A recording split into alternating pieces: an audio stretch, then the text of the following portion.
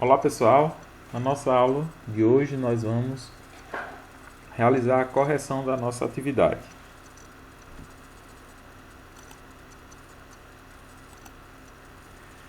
Questão 2 da página 35 do livro de vocês. Sobre uma carga de 4 microcoulombs situada num ponto P de um campo elétrico, atua uma força de intensidade 8 newtons. Se substituirmos a carga de 4 microcoulomb por uma de 5 microcoulomb, qual será a intensidade da força sobre essa carga quando colocada num ponto P? Dados da questão, nós temos que há uma carga de 4 microcoulombs num ponto P, submetida a um campo elétrico. Isso vai exercer nesse ponto P uma força de 8 newtons. Então a situação é, se eu substituir essa carga de 4 microcoulombs por uma carga de 5 microcoulomb, qual será o valor da nova força? Então nós temos na física que força é igual ao produto da carga de prova vezes a intensidade do campo a que ele está submetido. Então, para achar o valor da nova força, eu tenho que descobrir o valor do campo elétrico. Então vou utilizar inicialmente os valores da carga de 4 microcoulombs e da força de 8 newtons para achar a intensidade do campo elétrico. Então nós temos que a força é igual a 8 microcoulombs igual à carga de prova, que é 4. 1 micro vale 10 elevado a menos 6, substituindo o valor, vezes o campo, que é o nosso x da questão. Então, isolando o campo, nós temos que o campo é igual a 8 dividido por 4 vezes 10 elevado a menos 6. Ele passou para o outro membro com sinal invertido de divisão. Pronto, dividindo 8 dividido por 4 dá 2. E o 10 elevado a menos 6, que está dividido com 8, passa para cima com o sinal invertido de vezes e o sinal de menos passa invertido como sinal de mais. O expoente fica positivo. Portanto, nosso campo elétrico é igual a 2 vezes 10 elevado a 6 ou mais 6 newton por coulomb. Achamos o campo, agora vamos descobrir o valor da nova força de interação quando eu substituo a carga por 5 microcoulomb, utilizando a mesma fórmula. Força é igual a nova força, vai ser igual a nova carga, vezes o campo, que é constante. Substituindo o valor, a nova força vai ser igual a 5 microcoulomb. 5 microcoulomb corresponde a 5 vezes 10 elevado a menos 6, vezes o campo, que acabamos de encontrar, que é 2 vezes 10 elevado a 6. Multiplicando 5 vezes 2 dá 10. E multiplicação de bases iguais, conserva a base e subtrai os expoentes. Soma-se os seus expoentes. Então vai ficar menos 6 mais 6. Em parênteses, mais 6. Então, menos 6 mais 6 dá 0. 10 elevado a 0 é igual a 1. E 1 vezes 10 dá 10. Portanto, a nova força vai ser igual a 10 newtons. Está respondida a nossa questão. Questão 6. No vácuo, a constante eletrostática no vácuo vale 9 vezes 10 elevado a 9 newton metros quadrados por coulomb ao quadrado. Uma carga elétrica pontiforme, que é igual a 2 microcoulomb, encontra-se fixa. A pergunta: qual a intensidade do campo elétrico no ponto P a 0,5 metros da carga Q? Questão simples, então nós temos a constante eletrostática, 9 vezes 10 elevado a 9 unidades, vezes a carga geradora de campo, que é 2 microcoulomb. Ele pergunta qual o valor da intensidade do campo, sabendo que está a uma distância de 0,5 metros. Para efeito de cálculo, vou deixar em notação científica, né? Transformando 0,5 em uma pizza, vai ficar 5. Vezes 10, como eu aumentei esse número, estava 0, foi para 5, o expoente diminui o número de vezes que eu desloquei a vírgula. No caso, foi uma vez. Desloquei uma casa. Então, vai ficar 1. Como esse número aumentou, o expoente diminuiu. Coloco o sinalzinho de menos lá. Pronto. 2 microcoulomb corresponde a 2 vezes 10 elevado a menos 6. E agora vamos utilizar a fórmula geral. Intensidade do vetor campo elétrico é igual à constante eletrostática no vácuo, ou no meio, vezes o módulo da carga fixa dividido pelo quadrado da distância. Substituindo valores, temos 9 vezes 10 elevado a 9, corresponde ao K, vezes a carga geradora de campo, que é 2 vezes 10 elevado a menos 6 em módulo, dividido pelo quadrado da distância, que é 5 vezes 10 elevado a menos 1 ao quadrado. Resolvendo as operações, 9 vezes 2 dá 18. Multiplicação de bases iguais, conserva a base, subtrai, soma os seus expoentes. Então, mais com menos dá menos, 9 menos 6 dará 3. 5 ao quadrado dá 25. Expoentes separados por parêntese, multiplica menos 1 vezes 2 dá menos 2. Dividindo 18 por 25, vai dar igual a 0,72.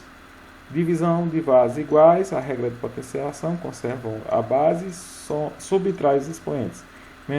3 menos da regra, menos 2, menos com menos dá mais, 3 mais 2, 5. Transformando esse valor em notação científica, deslocar a vírgula uma casa, ficará 7,2. Como eu aumentei esse número, o expoente diminui uma casa. O número de vezes que desloquei a vírgula só foi uma casa.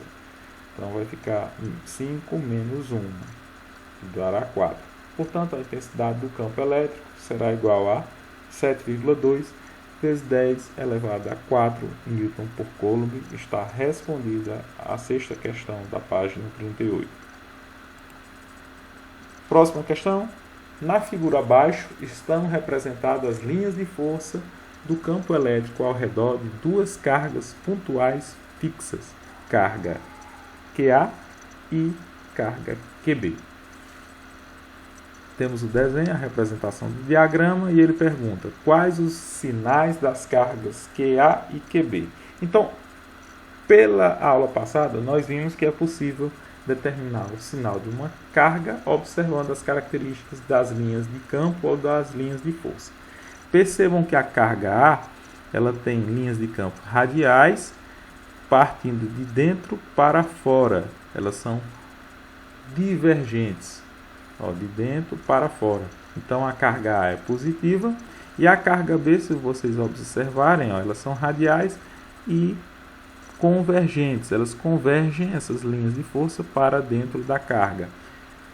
Para a superfície da carga. Então elas são convergentes. Então podemos dizer que a carga A é positiva porque ela é radial e divergente, sai para fora, positiva. E a carga B é negativa, pois ela é radial e está para a linha de campo, no sentido para a superfície. Ela converge para a superfície, então ela será negativa.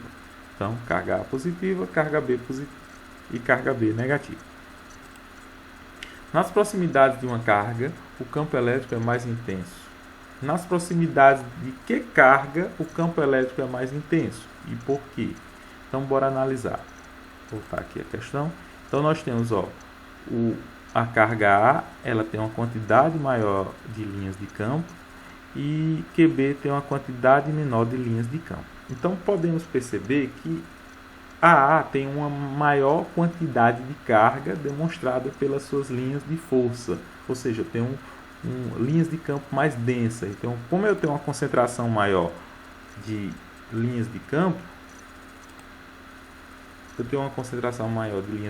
percebo que ela terá uma maior intensidade de carga. B, como eu tenho uma menor intensidade de linhas de campo, eu terei uma menor intensidade de carga.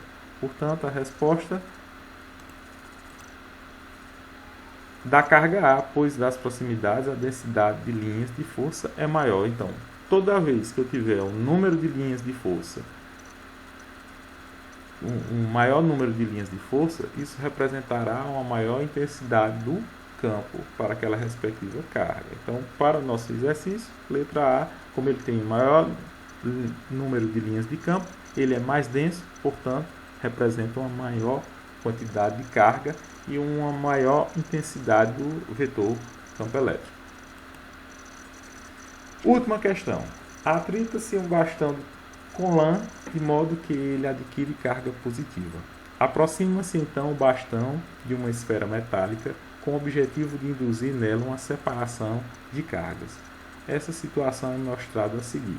Então, percebam que nós temos aqui uma esfera eletrizada por indução, né? Nós temos o bastão aqui eletrizado positivamente, né? Aproxima-se o indutor do induzido.